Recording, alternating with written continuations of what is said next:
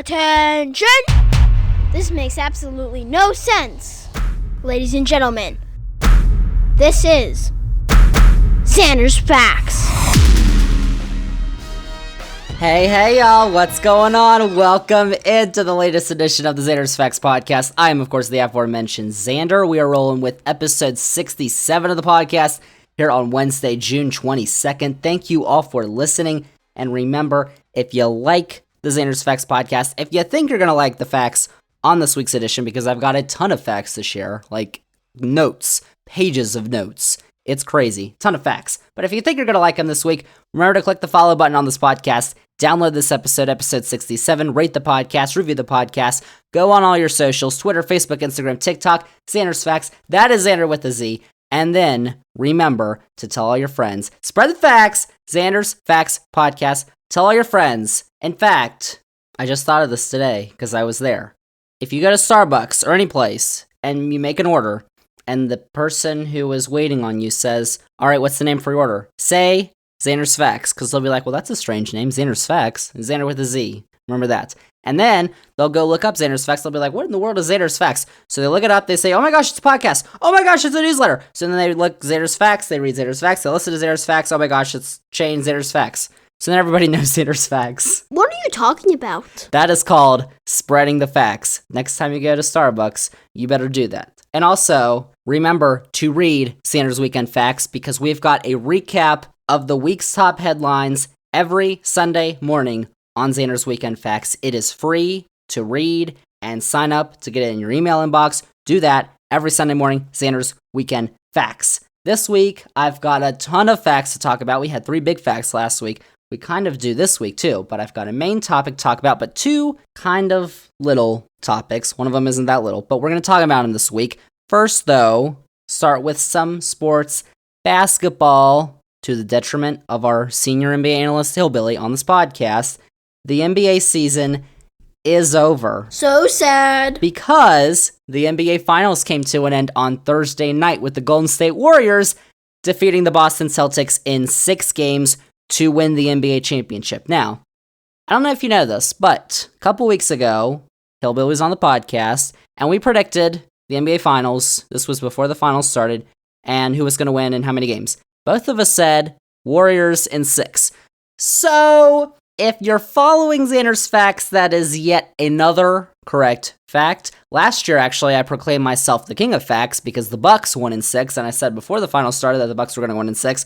So, on basketball-related matters, you might want to listen to me, because I don't know if you know this, but the NCAA tournament, March Madness, Here we go. the championship, I predicted Kansas would win it. Before the tournament started, Kansas won it. Last year, I predicted Baylor would win it. They won it.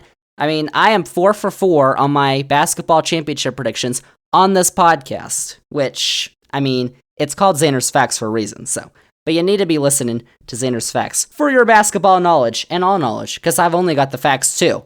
So the NBA season is over. As I said before I went off on my little rant, but the Warriors won. They beat the Celtics in 6 games. For Steve Kerr, their head coach, and their tandem, Steph Curry, Klay Thompson, Draymond Green, it is the 4th championship for the Warriors in the last 8 seasons, and it's a pretty tremendous rebound for a team that was dominating the league in the last half of the 2010s when they won their other 3 titles, but they took a major drop-off in the last 2 seasons, because in the last 2 years, they did not make the playoffs at all. They didn't make it in the bubble, and then they didn't make it the next season, 2021. Golden State is back at the top of basketball supremacy, and Steph Curry won his first NBA Finals MVP. He averaged over 30 points per game in that series.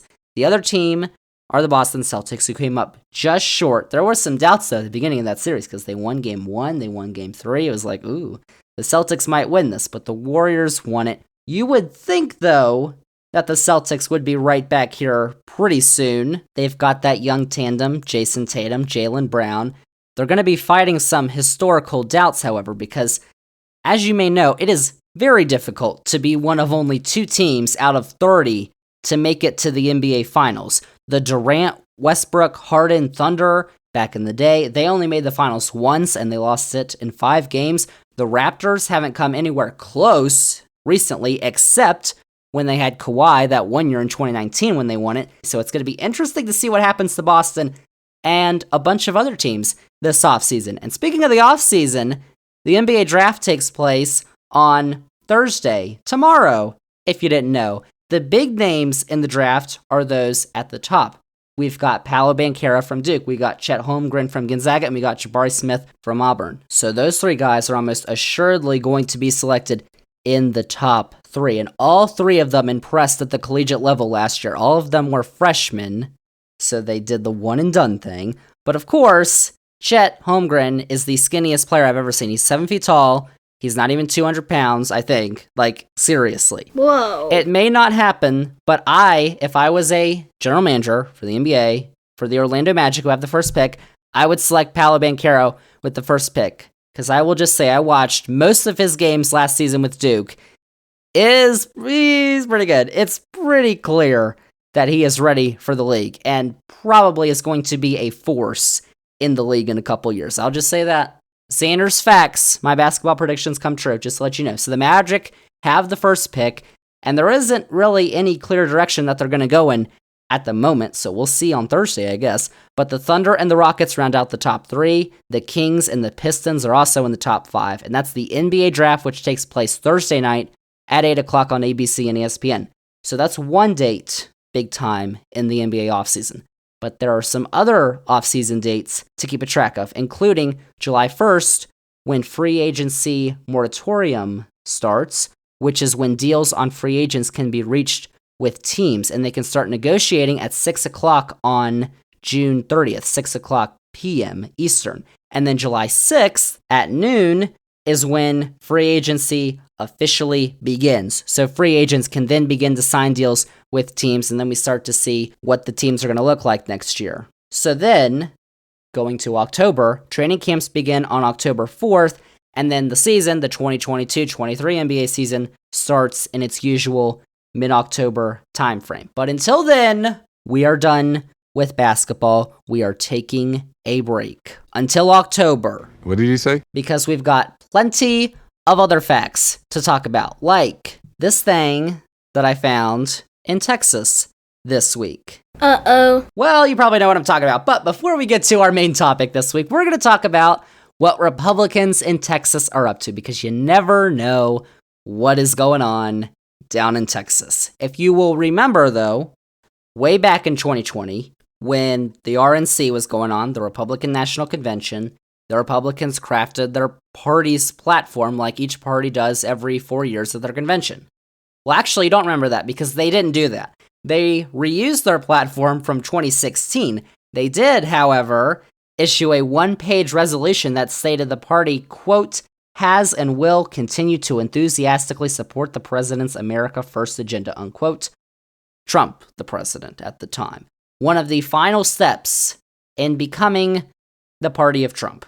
Republicans in Texas, though, decided to take a different route and create an all-new platform. And oh boy, it is a doozy. You might have heard about some of the stuff that is in it, but I'm going to tell you what the Republican Party of Texas's 2022 platform entails, and it's pretty crazy. It's also pretty important because Texas is the second largest state by landmass and by population in the country, and it's the biggest state where Republicans usually win. So let's get into this thing, because 40-page document is what this was. It features everything from education and taxes to elections and Texas's relationship with the federal government. You see what I'm talking about in a second, but here are just a couple of the items that the platform features. Let's do it. Let's start with the Voting Rights Act of 1965. You know, the one that prohibited racial discrimination in voting and helped end segregation in the South. You know that one. Well, this platform says that that act should be repealed because, quote, we urge that the Voting Rights Act of 1965, codified and updated in 1973, be repealed and not reauthorized, unquote. So, there's first thing for you. No support for individuals that identify as LGBTQ+. Quote, homosexuality is an abnormal lifestyle's choice, unquote. Quote, we oppose all efforts to validate transgender identity, unquote. On Pride Month, Interesting. Oops. Also, there should be no restrictions on guns, and red flag laws that prevent dangerous people from buying guns should be repealed. Quote, nullify any gun laws that violate the Second Amendment or rights of due process, unquote. Quote, support national reciprocity for gun ownership rights, unquote. Quote, repeal and/or nullify the National Firearms Act of 1934 and the Gun Control Act of 1968, unquote. By the way, the 1934 law requires that fully automatic firearms, rifles, and shotguns be registered, so apparently we shouldn't have to register those anymore. And the 1968 law banned mail orders of rifles and shotguns and also prohibited felons, drug users, and people that were found to be mentally incompetent from buying guns. So apparently, we're going to give everyone guns. Felons, yeah, also. Quote, whereas those under 21 are most likely to be victims of violent crime and thus most likely to need to defend themselves, whereas red flag laws violate one's right to due process and are a pre-crime punishment of people not adjudicated guilty, unquote. Quote, whereas waiting periods on gun purchases harm those who need to acquire the means of self-defense in emergencies such as riots, whereas all gun control is a violation of the Second Amendment and our God-given rights, we reject the so-called bipartisan gun agreement, unquote. Quote, there should be no gun-free zones in Texas, unquote. So we are going all out with the guns. And by the way, I'm saying quote because these are quotes from the platform, because I actually read it, just to let you know. Judge Zander. Also, the United States should leave the United Nations, which is headquartered in New York City, by the way, if you didn't know. Quote, the United Nations is a detriment to the sovereignty of the United States and other countries. Because of this, we support our withdrawal from the current United Nations, the removal of the United Nations from the United States soil, unquote. Quote, withdrawal from the corrupt World Health Organization, WHO, unquote. Quote, we reject the concept of a one world government or the Great Reset, unquote. Also, if you didn't know, all abortion should be outlawed. Quote, we urge lawmakers to enact legislation to abolish abortion by immediately securing the right to life and equal protection of the laws to all preborn children from the moment of fertilization. Because abortion violates the U.S. Constitution by denying such persons the equal protection of the law, unquote. That is not true. Getting rid of public health care options with no alternative solutions. Quote, we oppose any further expansion of Medicaid. We demand the immediate repeal of the Patient Protection and Affordable Care Act, which we believe to be unconstitutional, unquote. The Affordable Care Act is, of course, Obamacare. And apparently, they don't like the $7.25 minimum wage either, just like Democrats, because, quote, repeal minimum wage law and prevailing wage laws, unquote. So actually, they want to go in the opposite direction. They want you to make less. They want to get rid of the minimum wage. Interesting. Also, marijuana should not be legalized. Quote, oppose the legalization of recreational marijuana and offer opportunities for drug treatment before penalties for its illegal possession, use, or distribution, unquote. Money should also be diverted from public schools towards private and charter schools. Quote, Texas families should be empowered to choose from public, private, charter, or homeschool options for their children's education, and the funding should follow the student, unquote. Quote, we oppose any attempt to regulate homeschooling or the curriculum of private or religious schools, unquote. So they're not going to tell them what they have to teach, but they're going to give them a bunch of money. Okay, also with schools, change should come to what is taught in schools because, quote, we support prayer, the Bible, and the Ten Commandments being returned to our schools, courthouses, and other government buildings, unquote. They also want to remove sex education from the curriculum of public schools. Quote, Texas students should learn about the humanity of the preborn child, including life-affirming decisions of life and the study of life. Life begins at fertilization, milestones of fetal development at 2-week gestational intervals, use of fetal baby models, witnessing of a live ultrasound, unquote. And finally, quote, since education is not an enumerated power to the federal government, we believe the Department of Education should be abolished, and the transfer of any of its functions to any other federal agency should be prohibited, unquote. 2 more. Also, did you know this? President Joe Biden did not actually win the 2020 election. How about that? Quote, we believe that the 2020 election violated Article 1 and 2 of the Constitution. Oh. That various secretaries of state illegally circumvented their state legislatures in conducting their elections in multiple ways, including by allowing ballots to be received after November 3rd, 2020. We believe that substantial election fraud in key metropolitan areas significantly affected the results in 5 key states in favor of Joseph Robinette Biden Jr. We reject the certified results of the 2020 presidential election, and we hold that acting President Joseph Robinette Biden Jr. was not legitimately elected by the people of the United States. We strongly urge all Republicans to work to ensure election integrity and to show up to vote in November of 2022. Bring your friends and family, volunteer for your local Republicans, and overwhelm any possible fraud, unquote. So, And finally, Are you done? here's the big one. Give Texas the option to secede from the United States. Quote, pursuant to Article 1, Section 1 of the Texas Constitution, the federal government has impaired our right of local self-government. Therefore, federally mandated legislation that infringes upon the 10th Amendment rights of Texas should be ignored, opposed, refused, and nullified.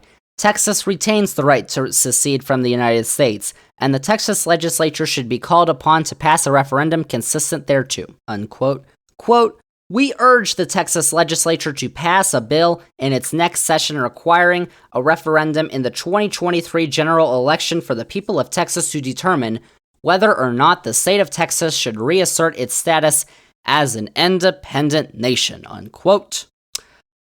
Well, holy that is a lot.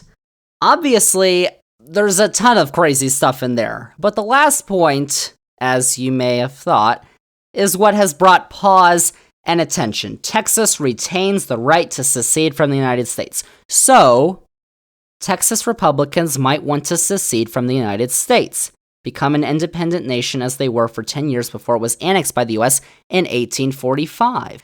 Everything is bigger in Texas, I guess.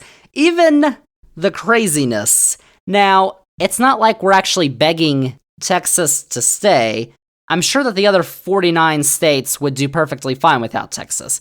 But Republicans might actually want to beg, because just looking at this politically, if Texas leaves, that's 2 fewer Republican senators, 24 Republican House seats that would be gone, and 38 fewer votes in the Electoral College. Did you know that? It's not just Republican politicians that would suffer. The effects of this would be devastating for Texas, and we actually talked about this a little bit back on episode 49 of this podcast, which you should go listen to, by the way. Shameless bug. When the talk of civil war in the country was rising, we were talking about that.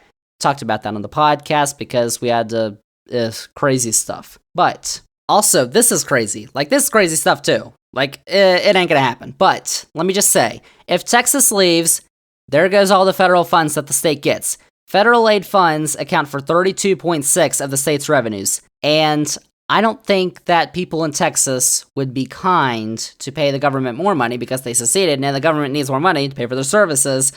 But Texas is the only state that's willing to take that catastrophic step, because Texas is not alone. Texas is not the only state that gets money from the federal government for their state's revenues. And a bunch of states get a lot more, some states get less. But Texas is the only one that's willing to take this step. And if Texas leaves, there goes all that healthcare for its citizens, government healthcare.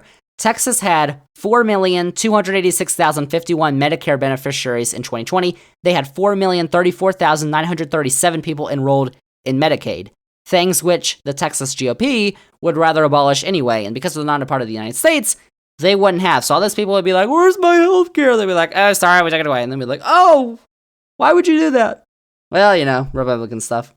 So what would be in place in Texas would not be democracy. As we've said on this podcast, Republicans really don't care about democracy because all they want is power. It would basically be a church state, a theocracy, not a democracy.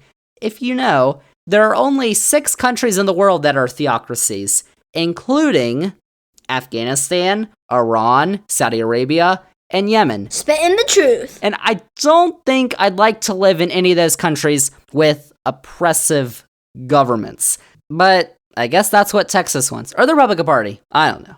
But there were 5,890,347 votes for Trump in the 2020 election in Texas. But there were also 5,259,126 votes for Biden in 2020. And if Texas secedes, what's going to happen to all those voters who didn't vote in the Republican tyranny? Like, surely the deeply blue cities of Austin, Dallas, Houston, San Antonio, and a bunch of others probably wouldn't want to leave. So, I mean, those are all things to think about in this scenario. A scenario, I will say, very unlikely, very outlandish. Don't play much into this because it's not going to happen. It feels like every so often something like this gets brought up and it takes over the news coverage. I would doubt that there's any chance of this happening in the near term. I don't know. Those people are crazy. Insurrection. They did that. We'll see. But actually, what's going on here is what Texas Republicans are doing by including that is trying to shove your attention away from everything else that they included in that platform, which is why I read all that stuff off. Getting rid of any and all gun control measures, outlawing abortion, keeping marijuana illegal, bringing Jesus back into public schools, and repealing the 1965 Voting Rights Act, among others. All policies which are unpopular and of which Republicans are not in the majority in this country. That's the big story. And the fact that they still believe that the 2020 election was stolen and that Joe Biden's not the legitimate president. Are you stupid? I would just say that it shows a lot about the Republican Party in 2022 when the Texas Republican Party's platform is that.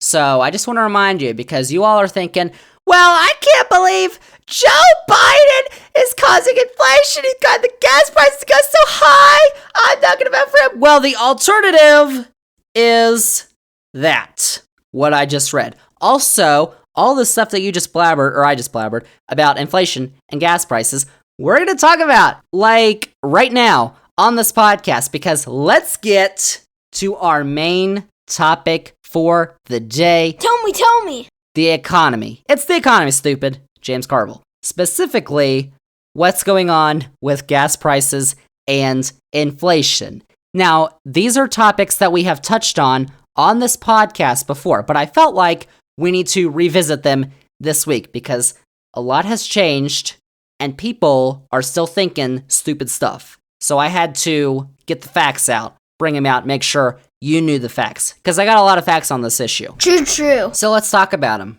Because as you may have known, if you're in the United States, around the world also, gas prices have soared for many over the past few months. But gas is not the only thing that has increased in price. Basically everything is costing more. And people, as you may have thought, are not happy. You may not be happy.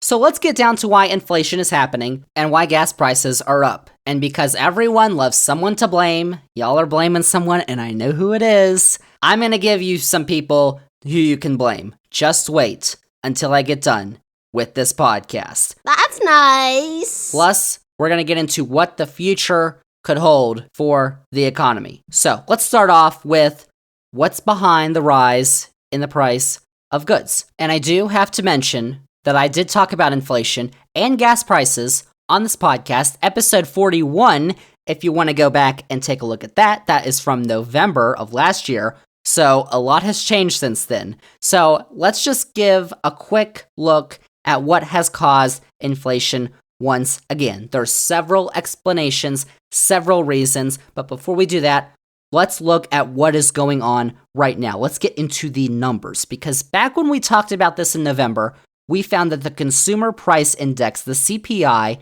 which measures inflation, jumps in prices, had jumped 6.1% in October of 2021 from 1 year ago. Well, now that number in May of this year was at 8.6%, which is the highest since December 1981. It's not as high as it did get back then, though, because that number reached as high as 14% in the early 1980s. Yikes! Both those numbers are well above what policymakers' targets are for annual inflation, which is about 2%. That's how much we should be growing each year in the Consumer Price Index. We're growing way too hot, 8.6%.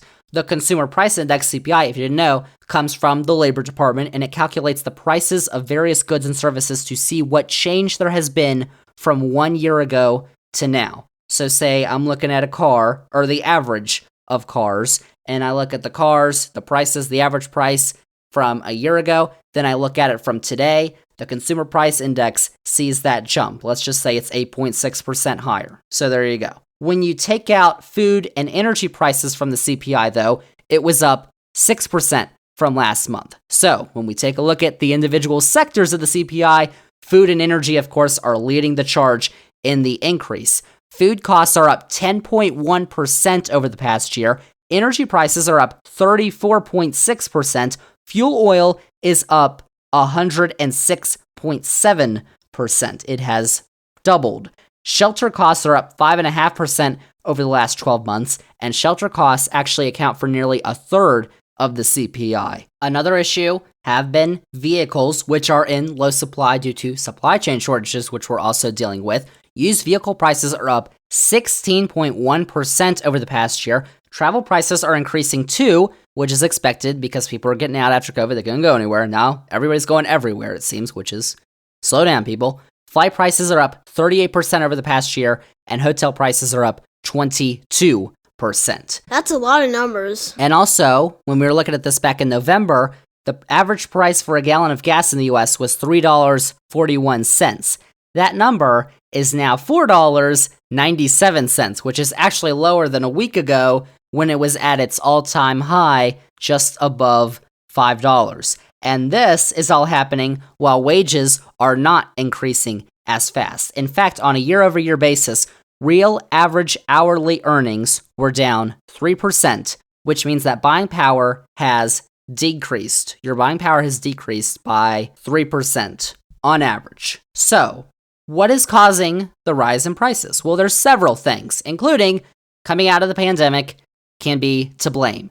And also, COVID lockdowns in China, which are still going on, Russia's invasion of Ukraine as well, have created supply chain shortages on goods, mainly gas in Russia's case. Shortages of truck drivers and spaces in warehouses and ports for goods to come into the country are also causing issues, and manufacturing is not up to pre-pandemic levels thanks to Chinese lockdowns a lot. Scarce goods and shortages of workers and key sectors, prices are rising because of those. Another reason is the money that was pumped into the economy during COVID. I'll just say that. The stimulus checks that were sent out by the government did encourage more spending, while supply has not picked up in many areas. Now, I am not saying that there should not have been stimulus checks during COVID, because there should have been, because if there weren't, the economy during the early lockdowns of COVID probably would have been much worse if they weren't set out. So that did help. And also, encouraging spending specifically on big purchases has been the low interest rates set by the Federal Reserve, although that is changing now, which we're going to get to in a second. So in short, people are spending big, but supply hasn't picked up to coincide with increased spending. It's simple economics, supply and demand. You all hopefully know how this works. When you have large demand but small supply, prices go up because you've got a bunch of people clamoring for that small supply. On the contrary, when you have small demand but large supply, prices go down because you want people to buy your stuff. This is a fact. So that's basically just a recap of what we talked about back on episode 41 in November, but with an updated look for June of 2022. But I didn't really mention gas prices. I did a little bit. But what about gas prices? Because that has been a key sticking point for people. It's the same thing. High demand and low supply.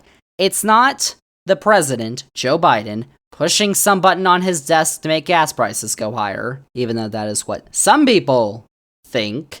Gas prices are rising because the price of oil has been rising for a little bit now. But there are several factors behind this. The main one is that the price of crude oil has risen rapidly. You'll remember that there was actually a point during the pandemic where you could actually get paid to buy a barrel of oil. We should have done that. Not the case anymore. As of Tuesday, the price for a barrel of oil was around $110, and it was about this high in the first half of the previous decade, the 2010s, but it hovered between $50 and $70 in the latter half of the decade. And it's also far from the all-time high, which is $140 back at the height of the recession in 2008. However, the issue is the rapid increase in price in a short amount of time. At this time last year, a barrel of oil was around $73. That can also be equated to the war in Ukraine starting. We're going to talk about that in a second. There's also the fact, on the contrary, that the United States is the world's largest producer of oil and processed petroleum products. But here's the issue. The U.S. sends a lot of that oil to other countries like those in Latin America and Europe. The U.S. is a big exporter of oil. But why don't we just use that for ourselves? That's because, as I'm about to tell you, Listen up. refineries in the U.S. process the types of oil that we do not use. They process other types of oil that is used in other countries. Why? I don't know. But the cost to reconfigure those refineries would be expensive for the poor oil companies who aren't making any money. That's not true. You're a liar! So, the US has to buy most of its oil from other countries and is the second largest importer in the world after China. We also use much more oil than we produce, so even if those refineries were reconfigured, we would still have to import oil. So then, where are we importing oil from? Well, the answer includes many countries that we aren't exactly friends with. Now, actually, the top two sources of petroleum to the US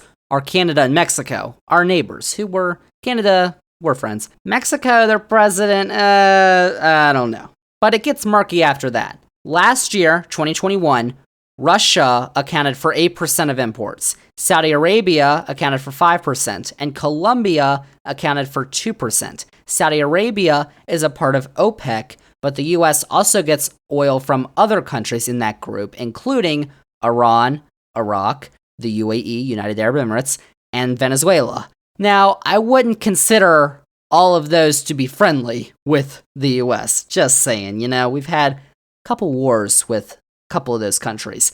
Russia's war with Ukraine and subsequent halting of buying oil from Russia by most of the world has had a big impact as well. Oil prices spiked right after Russian oil stopped being bought, which is a good thing because Russia's bad. And Middle Eastern countries like Saudi Arabia and the UAE haven't ramped up production fast enough to offset the losses from Russia. And the Biden administration has been pressuring companies in the US and foreign oil companies to ramp up production, but they're not doing it. Many oil companies don't want to increase production because they fear the price could drop because, we have to make a profit first. Yeah, okay. And foreign countries like those in OPEC, which is, by the way, the Organization of the Petroleum Exporting Countries, also haven't increased production because they have a shortage of workers because they laid a bunch of people off after COVID and potential fear of lost profits. Oh no, money! The average price of gas is $4.97 per gallon right now, as I said, which is right at the all-time high that was set last week. However, if you adjust for inflation, we still have not reached the levels of 2008, which were well over $5 per gallon adjusted for inflation. And gas in the early 2010s cost about the same when adjusted for inflation. And here's another reminder, too, that it is not just the US that is experiencing high gas prices. This is going on all over the world, because as of Monday, the average price for a US gallon of gas was $5 in Australia, $6.55 in Canada, $7.53 in Germany, $8.66 in the UK, and $10.08 in Finland. So you're like, oh my gosh, how could Sleepy Joe do this? How could Sleepy Joe do that to Finland? I mean, oh my gosh, what do they ever do to him? Disrespectful! So, now that we know why prices are increasing, what is going to happen next? With inflation, we're kind of talking about two things now, inflation and gas prices. But with inflation, the government looks like they have their plan. Increase interest rates. You've probably noticed because the Fed just raised interest rates by its biggest one-time increase since 1994. Last Wednesday, the Fed's benchmark interest rate jumped by 0.75%, so that's 0.75%. So now it's at 1.5 to 1.75%. And this is being done in an effort to stop excessive spending, especially on big purchases by consumers. But it could be risky. Just in a second, we'll talk about that.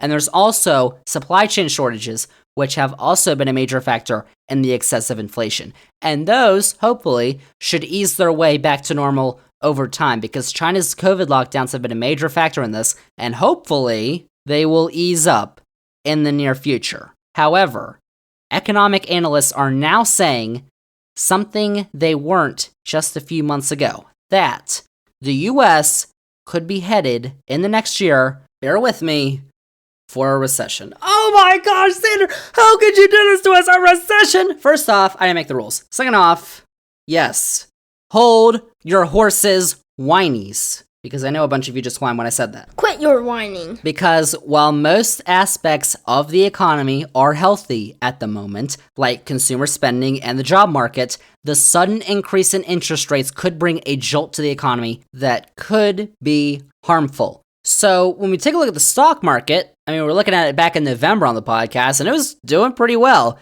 But it has had a rough 2022. Because after Tuesday's close, where the Dow actually gained 641 points, the Dow Jones Industrial Average sat at 30,530 points.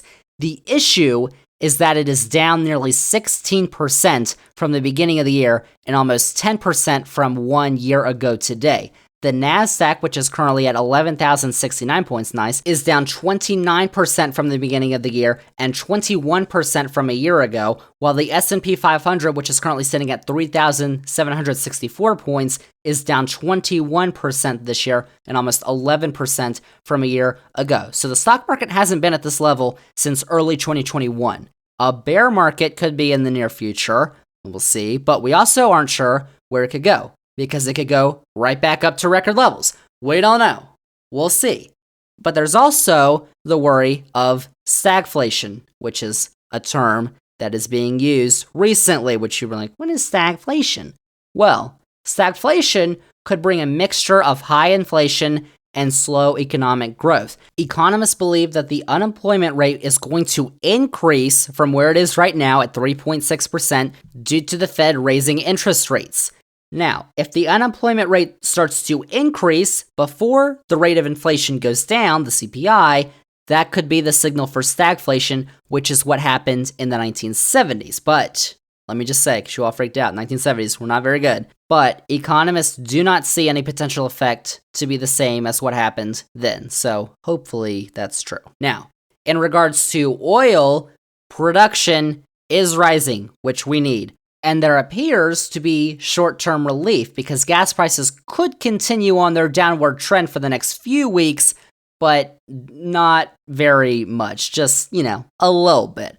And last week, President Biden took a shot at oil companies. He wrote a letter to 7 oil refiners that operate in the U.S. Biden noted that back in March, when oil barrel prices were about the same price, about $120, gas prices were averaging $4.25 per gallon. Now, they're higher than that. Biden blames corporate greed for the increase over the last few months, saying that oil companies' profits, quote, are currently at their highest levels ever recorded, unquote.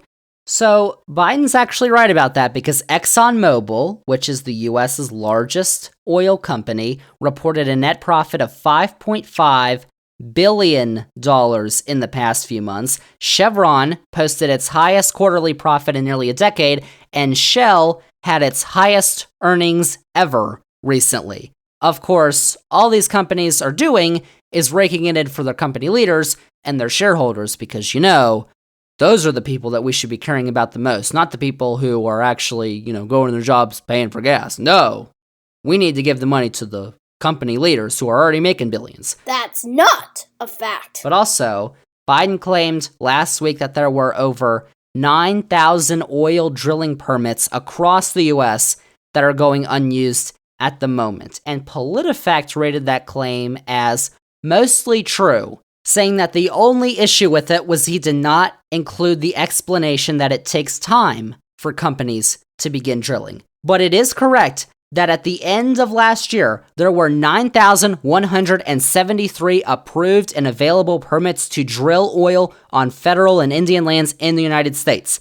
Out of the more than 24 million acres that are under lease to oil and gas companies in this country, close to half are not producing any oil. That's a fact. So basically, his claim was rated mostly true because the government has done all they can do to give oil companies land to drill and didn't mention that the oil companies actually need to do work to get rigs there and other materials to the lands to drill. Like, you see where I'm heading with this?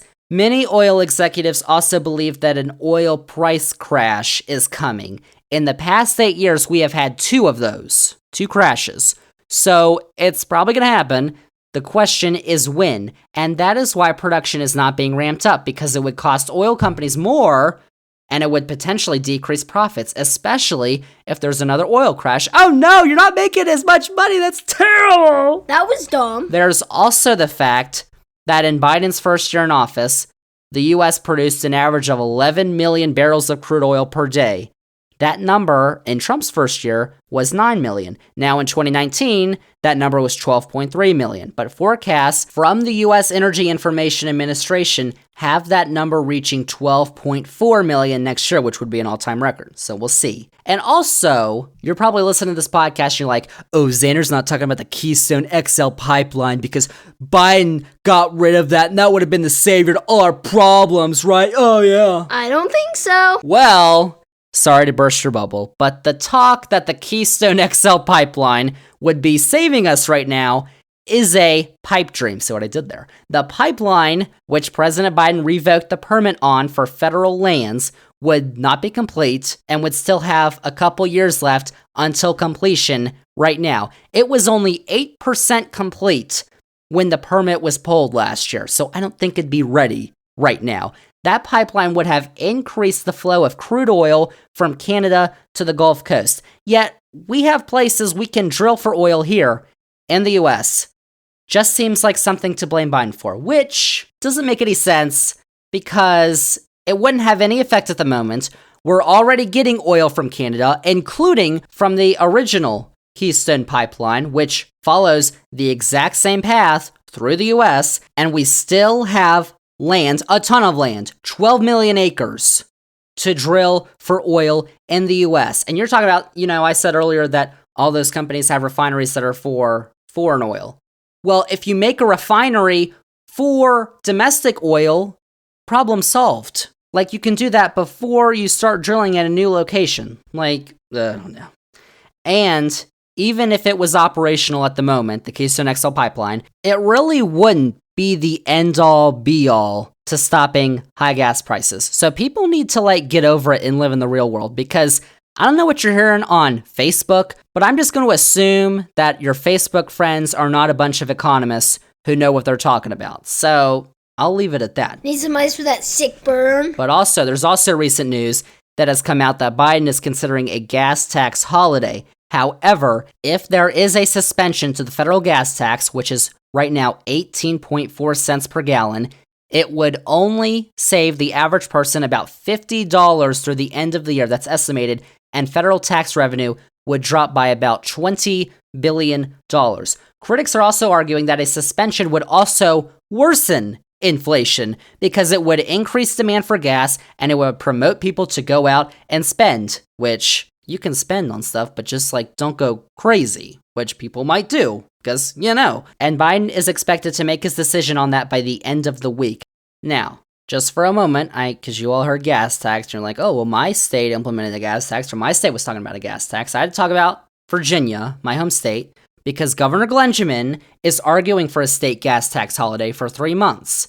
But it was found that the savings of that would likely be minimal for consumers, and all that would happen is the revenue for the Department of Transportation, where the gas tax revenue goes, would drop, and then VDOT wouldn't have as much money for road repairs. So then our roads would be janked up. So then there'd be a bunch of potholes everywhere. And then if you hit a pothole, that's a lot more money to repair your car than you're going to get in savings from this gas tax holiday. It's the truth. Jeez Louise. Of course, this is the same man who is now forcing all state workers to work in office 4 days a week. But as I just told you, supply and demand. Why are you increasing demand when you want to lower the price? When you have low supply? Oh my gosh, that boy. Of course, just to wrap this up, I'm always going to come into a conversation about oil and mention that there are alternatives because we talked about it on this podcast. Episode 42, in fact, just right next to episode 41, if you want to listen to that.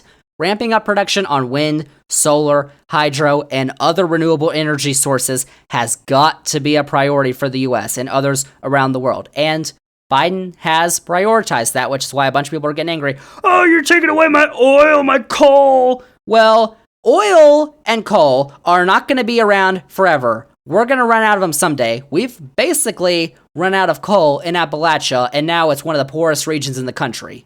You see what happens. We better be ready when we do, because we have a test case of this. Coal is gone in Ohio, Pennsylvania, Virginia, Kentucky, West Virginia. Coal country. It's gone. And those places are deserted. They are poor. It is horrible. We know what happens when you are not ready, when a fossil fuel runs out. So now we gotta prepare because we don't want the whole country looking like that. Rough times. No, not! So, in conclusion, let me just remind everyone of something that I said back in November on episode 41, because you're thinking inflation. Inflation's terrible. Inflation is not a bad thing. When you don't have inflation, you either have two things: stagnation or deflation. And those are really bad for the economy because stagnation means the economy is not growing. Deflation means it is shrinking, which you don't want it to shrink. Now, the level of inflation we're experiencing is cause for concern because over the last 40 years or so, inflation has increased around 2% each year on average, which indicates a healthy economy. And that's what they're going for. What the goal is to have inflation increase at a slow and steady rate along with a similar increase in wages so that consumers don't feel the increase that much. Of course, inflation of 6 to 8% is not good, especially when wages are not rising by a similar amount. So, inflation, not bad. This inflation, big inflation, yeah, kind of bad when you don't have wages rising. So, if you actually look at the facts, and I just spewed a ton of facts on this podcast. These are facts. You will see that no matter who the president was, this level of inflation was going to happen, no matter if Biden or Trump won in 2020. Stimulus was pumped into the economy before the 2020 election, with some after as well. And I will say, that's fine. And any interference by the president in the private sector would, of course, be labeled as socialism. Oh no. But what the stock market does, along with the unemployment rate in the near future, is going to determine whether we can get out of this without a recession or if we're going to fall into one. We'll see. And the CPI index for June, which is going to come out in early July, is also going to be interesting to see if inflation continues to rage or if it cools down. So finally, let's talk about gas prices, because I just don't understand why we are blaming Joe Biden for gas prices when I literally just told you why gas prices are the way that they are. Stop being lazy. Stop being stupid. Chill out. And also, let me just say, if Trump was the president and he did the same things that Biden was doing, I'd say that too, even though I don't like him. But I cannot see anything that he's doing that's hurting. You say Keystone XL pipeline. I just said no. With facts. Like, you want someone to blame, here's someone to blame. Maybe the leaders of the oil companies you should blame, because the oil companies are, in fact, it is a fact, bringing in record profits as prices rise for consumers, especially when the Biden administration has given millions of acres of land to oil companies, only for them not to drill. Like, they're not drilling. They have the land. The government has done what it needs to do, but the companies won't drill because they're prioritizing profits. Next time you go to the pump, maybe don't stick a little stupid Biden I did that sticker on the pump. How about you stick a little Exxon I did that sticker or a Shell sticker on there? Actually, don't actually do that because that's defacing private property and it's legal, and don't be stupid, moron. America! And yes, electric vehicles are a great solution, but they are hard to come by right now, I know that, and they are expensive right now. And also, Tesla apparently is out of the picture now because Elon Musk is a dolt. But maybe don't blame those who are pushing solutions like wind, solar, and electric so that we can actually get off oil, because we are going to run out of oil. The world is going to run out of oil at some point. So, we have other options. Maybe we should start using those other options. Now, You all are thinking, oh my gosh, this man just loves Joe Biden so much. I am not being a simp for Joe Biden. Please. Because if he was actually doing something to raise oil and gas prices, I would call him out. Just like I said, if Trump was doing the same things that Biden's doing, I wouldn't call him out because I wouldn't see anything that he's doing. I'd call him out for other stuff, like he's got a bunch of other problems. But this, I don't see anywhere that he is hurting right now. So where would I call him out? Because I actually learned the facts. And I'm like, oh, well, there you go. Theoretically, he could do more to get oil companies to drill more, but then that would be interfering in private companies, and then everyone would scream, socialism! So, like, you kind of have to pick your poison.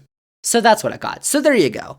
Now you've got some people to blame, so go blame, for our global economic woes. This is going on across the world. Inflation and gas price increases are going on around the world. It's a global problem.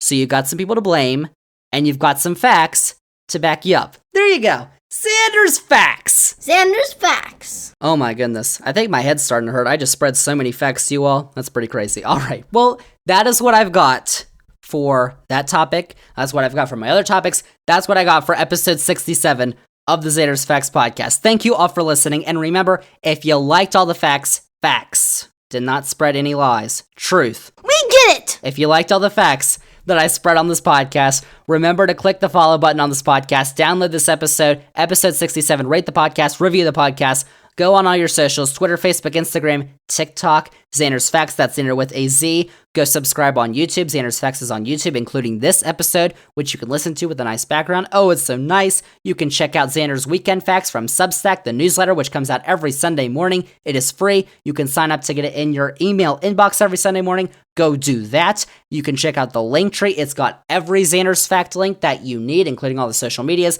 Zander's Weekend Facts, the YouTube, all that stuff. Check it out. And then finally, remember to tell all your friends, and when you go to Starbucks, spread the facts. Zander's Facts podcast. That's episode 67. Episode 68 is coming next week. We're going to talk about some more facts. Actually, I think we're going to stick with the economy. We're going to talk about wealth inequality, the wealth gap on this podcast, which we haven't talked about before. So you might want to listen to that because I'm going to have some facts for you next week on episode 68. But that is it. That is a wrap on episode 67 of the Zander's Facts podcast. Thank you all for listening, and we'll see y'all with episode 68 next week.